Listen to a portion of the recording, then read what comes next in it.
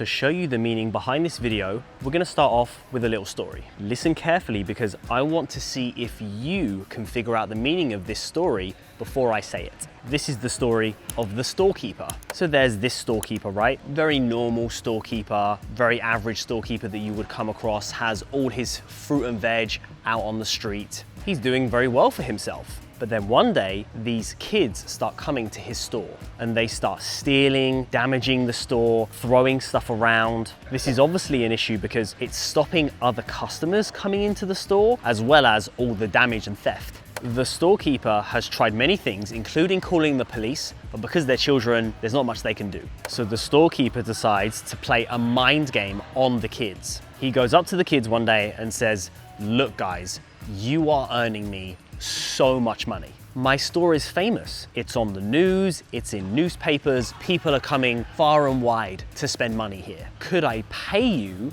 to come here?" Now at this point, the kids are thinking to themselves, man, this guy is stupid.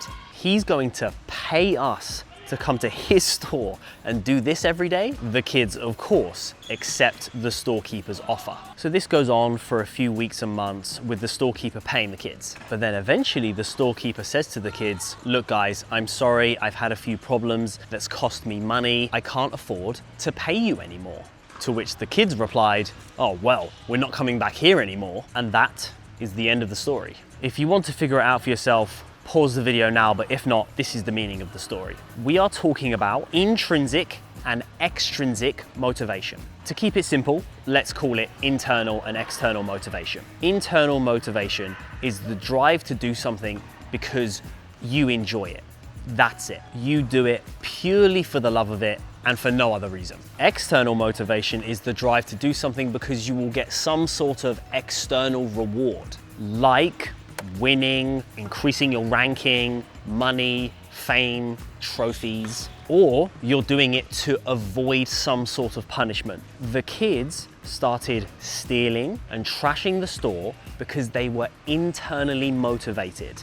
They enjoyed it. But then the storekeeper started paying them, which made them more externally motivated. Then the storekeeper took the money away, which therefore took their motivation away, and they stopped coming. A very clever trick. Every tennis player starts playing tennis for internal reasons because they enjoy it, just like those kids in the story. Tennis players start playing tennis because they love it. But then what happens is they start playing competitions, winning and losing, rankings, trophies, and as they get older and better, money and fame, they then become externally motivated. Then, when they inevitably go through a difficult time, they stop winning, their ranking stays the same or goes down. Their motivation is gone, and the worst case scenario is they want to stop playing tennis. You must play tennis for internal reasons. We all know this to be true. Someone who does something purely for the joy of them doing it often becomes actually very good at it. And ask yourself, when you win, how long are you happy for after you've won anyway? Even if it's a really big match or tournament, probably only gonna last a maximum of a week or two, even if it was a grand slam. You must be internally motivated so that you can create long-term happiness, motivation, and purpose. You can't just be happy and confident when you're winning and sad and insecure when you're losing. That's a horrendous tennis life to live, because even if you're winning 55 to 60% of the time, your brain is more negative than it is positive. Losses feel way worse than a win feels good.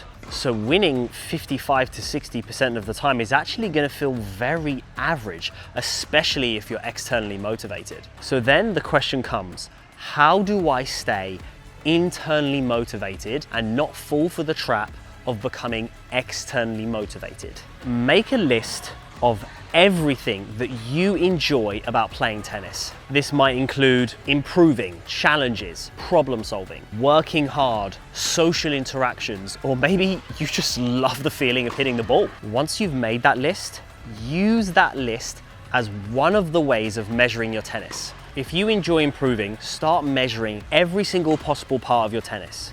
The focus drill, sleep, hydration, nutrition, physical testing in the gym, mental performances during matches, match charting your matches tactically. There are so many things that you can measure to see if you are actually improving more objectively and not just winning and losing in rankings. If you love challenges and problem solving, start giving yourself a score out of 20 for how determined you were and how much effort you put in to training or to matches. Or give yourself a score out of 20 for how focused you were or for how good your decision making was in terms of problem solving. If it's social interactions, then focus mainly on the people around you and if those people are still bringing you enjoyment. And if it's not, make a change. And if it's you just love the feeling of hitting the ball, start counting how many times you get that feeling in a session. Keep a record of it and try to improve your average week by week. Ultimately, what you focus on is what you'll be motivated by. So keep your focus on what's important to you internally and you will continue to be motivated internally. If you want to improve mentally on the tennis court, subscribe and comment tennis to discuss working with me one-on-one.